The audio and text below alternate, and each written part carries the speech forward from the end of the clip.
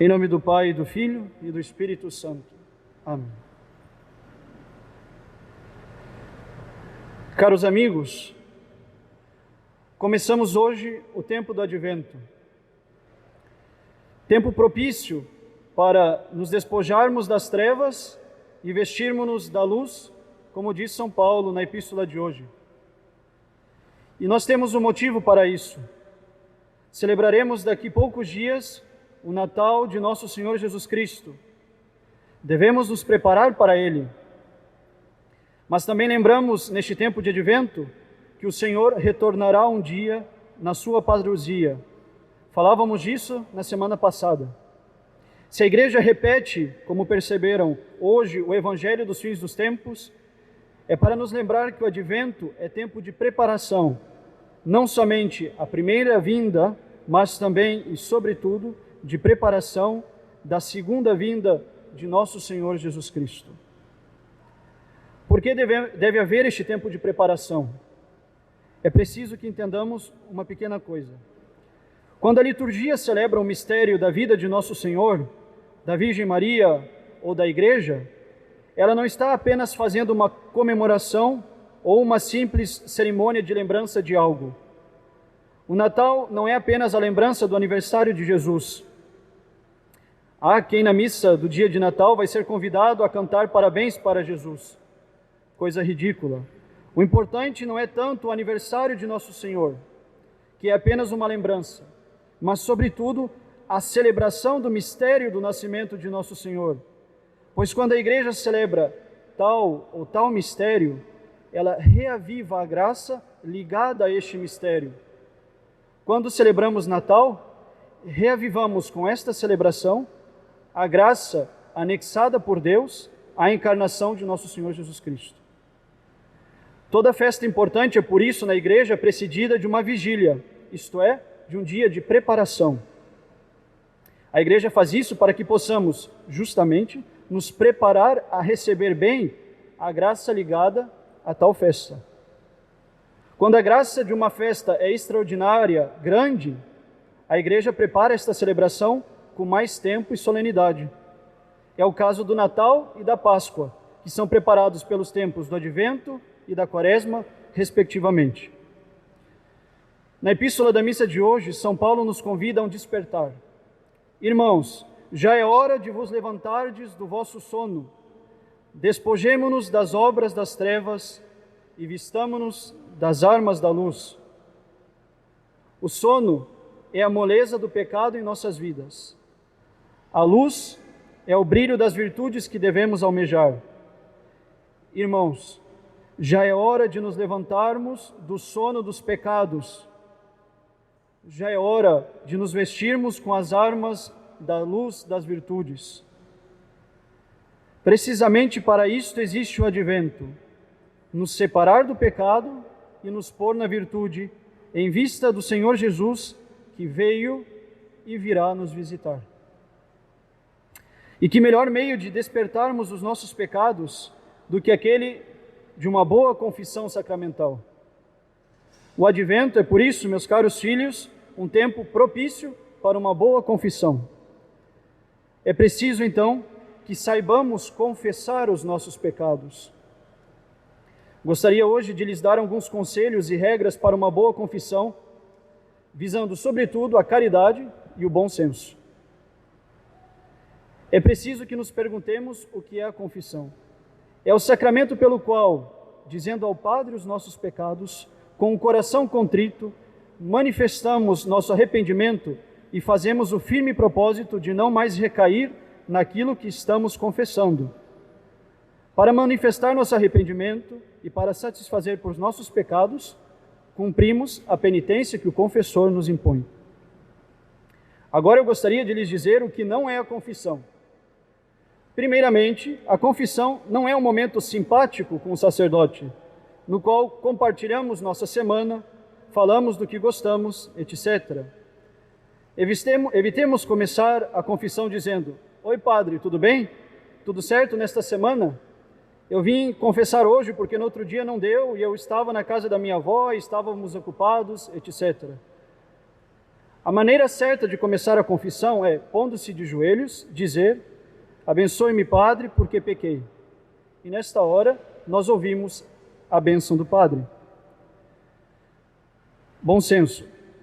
Não se deve começar fazendo uma linda pregação, meiga e bonita, sobre a sua condição de pecador. Padre, estou aqui por ter pecado. O pecado destruiu a minha vida, acabou com a minha paz, mergulhou-me no mais íntimo de minhas misérias. Já não vejo mais a luz e agora volto como um filho pródigo. Não. Ao invés disso, diga quanto tempo faz que você não se confessa. E se o padre perguntar, porque você não disse, não responda, não sei. Faça um esforço de lembrar o que você já devia ter lembrado. Não deveria ser o padre quem pergunta quanto tempo faz desde a última confissão, mas o penitente quem começa dizendo espontaneamente. Bom senso. Confissões gerais não devem ser feitas em dias em que haja muita gente na fila de confissão. E se a necessidade lhe obrigar a fazer uma confissão geral, fique por último. Esta necessidade só é verdadeira nos casos de pessoas que vêm confessar depois de uma vida inteira sem confissão ou de muitas confissões inválidas. Vejamos agora algumas características de uma boa confissão. A confissão deve ser simples. Quer dizer que haveremos de empregar uma linguagem cheia de naturalidade e simplicidade, sem frases rebuscadas, sem palavras ociosas, sem narrações inúteis. Não comecemos uma confissão dizendo: Padre, eu pequei muito, fui muito ruim, péssimo, pequei. Também não devemos dizer: eu pequei, mas sabe como é? A minha vida está muito difícil, tenho muitos problemas, etc. Não contextualize os seus pecados. Não diga: Padre, só para o senhor entender o contexto. O padre não precisa entender o contexto, nem deve e não é útil. Também não precisa fazer um sermão ao padre dizendo: Padre, o pecado é muito feio, eu caí de novo e sou miserável, pois o pecado é uma ofensa feita a Deus, que quebra a graça, nos faz merecer o inferno, etc.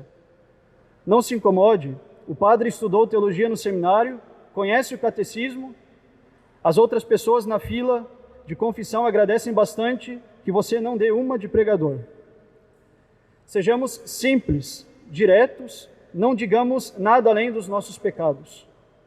Não expliquemos os motivos, ao menos que o confessor nos pergunte. A confissão não é direção espiritual. Não comece a falar de problemas ou inquietações. Se quiser conversar com o padre, pedir conselhos, marque um horário, mas não faça isso na confissão. Na confissão, o padre não deve saber de seus problemas e inquietações. Deve saber unicamente, somente, exclusivamente, apenas, sem mais nem menos, dos seus pecados. Simplicidade é a primeira característica. A confissão deve ser humilde. O penitente deve apresentar-se em atitude humilde, como culpado e como pecador, sem arrogância. A confissão deve ser pura, isto é, unicamente para obter a graça de Deus e não para passar uns minutos com o padre ou para mostrar que somos bons e arrependidos. Mais uma vez, se alguém deseja ser aliviado de suas angústias, dúvidas, tribulações, utilize outro momento mais propício para isso. A confissão deve ser sincera. Devemos dizer o nome do nosso pecado, quantas vezes o fizemos e sem maquiar a verdade. É grave sacrilégio mentir na confissão. Não podemos confessar um pecado atual ainda não perdoado, no meio de pecados já perdoados, apenas para não parecermos tão ruins. É preciso distinguir os pecados já confessados dos pecados ainda não confessados. Quanto ao número, devemos ser o mais sincero possível. Não podemos diminuir o número, sabendo que cometemos mais, seria pecado grave e invalida a confissão. Se não lembramos, devemos dizer aproximadamente tantas vezes. Ou muitas vezes, caso realmente não lembramos. A confissão deve ser clara. Deve haver uma linguagem clara e transparente, para que o confessor saiba com toda a precisão e exatidão o verdadeiro pecado cometido. Empregar uma linguagem obscura e imprecisa, com a finalidade de colorir os pecados, ou para que o Padre não nos veja como grandes pecadores, é enganar-se a si mesmo, profanar o sacramento e encontrar a morte, onde Nosso Senhor quis pôr a vida e a cura. A confissão deve ser discreta, deve estar regulada pela prudência. Nunca fale dos outros, não diga o nome de ninguém, nem acuse o pecado alheio. Acuse-se de ser cúmplice, mas não acuse o outro. Não ponha a culpa no outro, não fale dos defeitos e problemas dos outros. A confissão deve ser breve, ou seja, que seja feita com rapidez e brevidade. Não afeta a validade da confissão, mas é importante pela caridade aos demais penitentes que estão aguardando na fila. E se você for o último, a caridade se exerce também em relação ao Padre.